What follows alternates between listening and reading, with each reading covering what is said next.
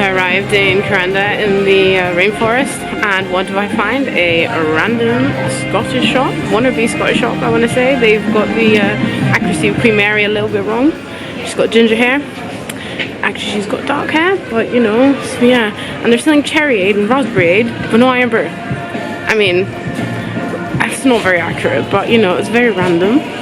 Shut up, I am so done. They're actually selling frozen Scots pies. This is mental. And there's a thingy that I don't like. How is this a thing? I'm so done. Black pudding, haggis, Rowan sausage. What is happening right now? I am so done.